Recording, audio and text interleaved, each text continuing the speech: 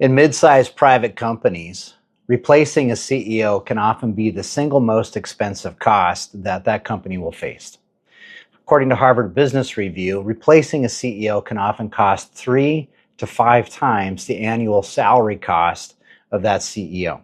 So you just do the math in your head, and you can see it can easily run you over $1 million to replace the CEO. So it's not something you want to take lightly, although some boards or some ownership groups do, and they'll jump the gun on that pretty quickly. I want to talk a little bit about when to fire a CEO and how to do that well. So in these companies, firing a CEO isn't just about addressing performance issues. You're also dealing with culture and relationships. And when there's transition at the top of this nature, it has a radical effect oftentimes on the culture and the relationships within the organization. Additionally, you have a high likelihood of losing some of your key talent within the organization. Every time there's a leadership transition, one of the great unanticipated costs is not just that there's going to be a leadership change, but that there will be people who will move with that leader, either because they'll say, well, if they're going, I'm going, or when the new leader comes in, they'll say, I don't want to work with that person, or the new leader will say, you're not going to work with me. It happens. It's very unlikely that you'll bring in a new CEO and not have some kind of employee churn beneath that person. And because of that, you have to look at not just the replacement cost for that CEO, but you're also looking at replacement costs for potentially other key people throughout your organization. And can you afford and can you even replace some of that skill and institutional knowledge that they've built over the years? The last big thing around this is removing a CEO can actually destroy the value of the company, which if you're looking at an exit anywhere in the near term, you want to be mindful of that. So oftentimes you hear about hiring slow and firing fast. Truth is with a CEO, you don't want to just fire fast. In fact, you can fire prematurely.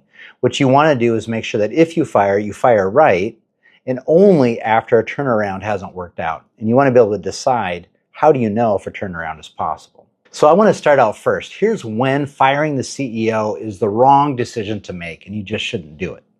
Oftentimes, and the first thing is when there's pressure from people on the board or on the ownership team due to their impatience or due to incomplete information that they have.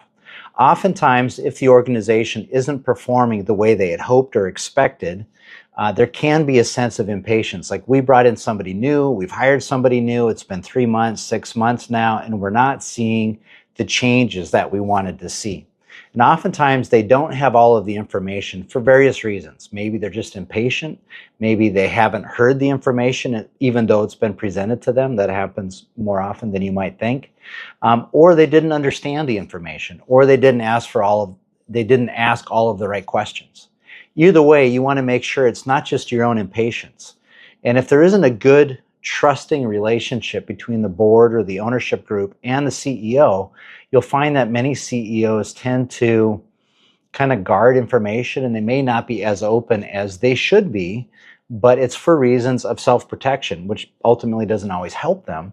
But you want to be aware of that if you're in this ownership group role or board role.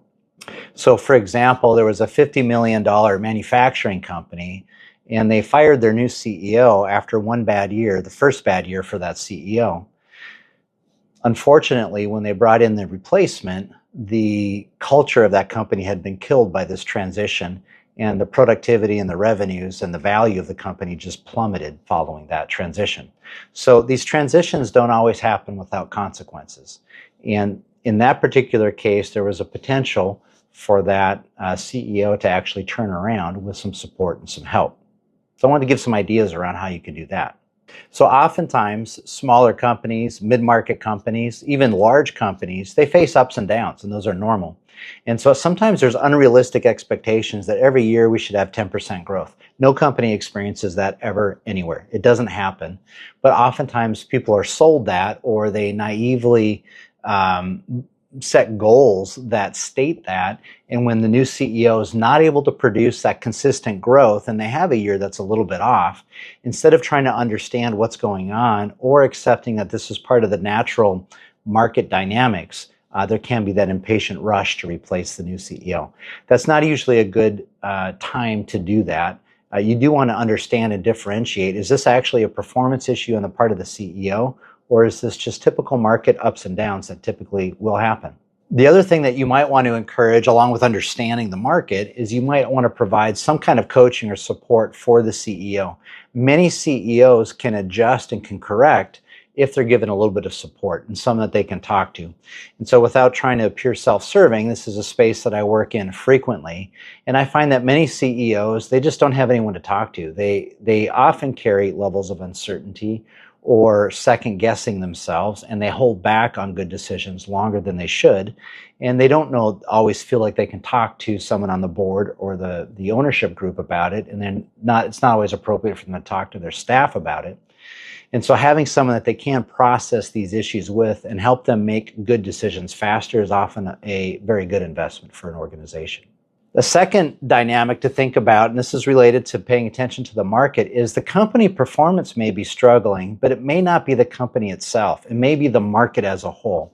So for example, if you're in a market that sells, green widgets, it may be that the whole green widget market has just dropped for whatever reason. And if you don't understand that, and you don't understand that CEO really probably didn't have much of a chance to succeed in that year, then you're not going to be able to have the right conversation.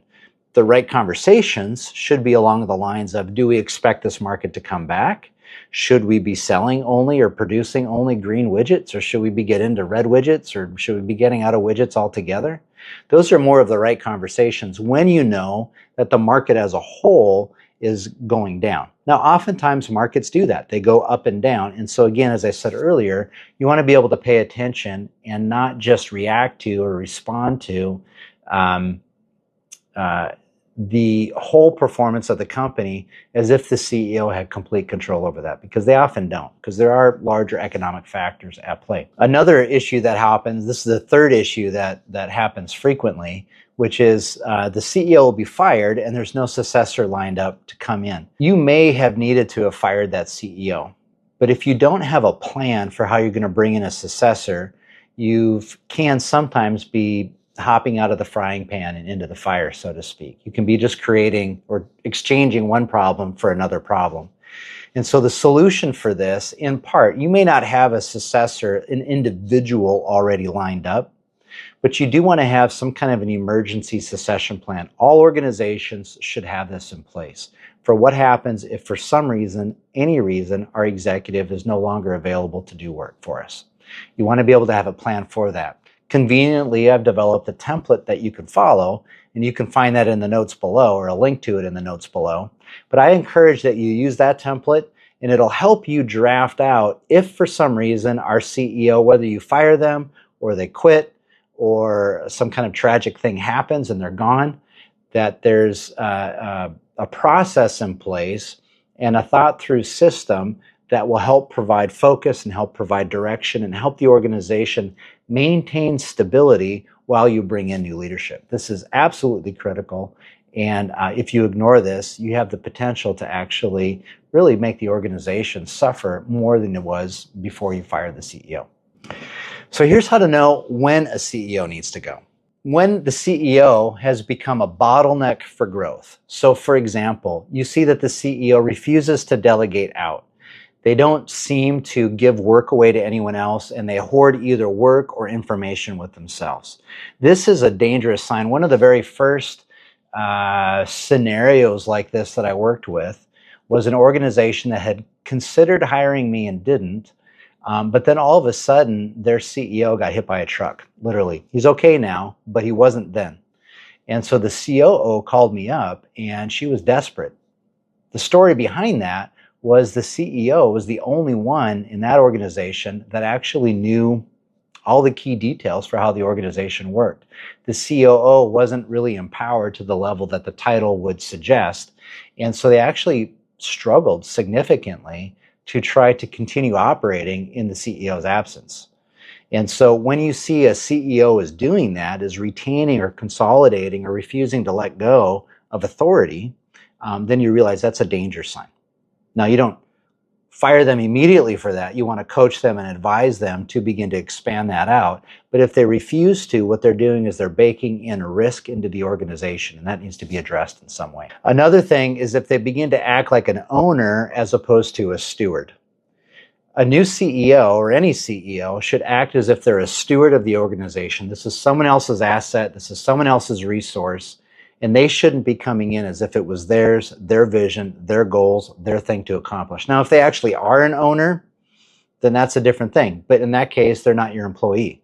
And so you want to think about, are they actually acting as if this is a steward, or are they acting as if this is their company? That's a warning sign, and you want to begin to address that. And if they don't adjust from that, then they may not be a good fit for your company.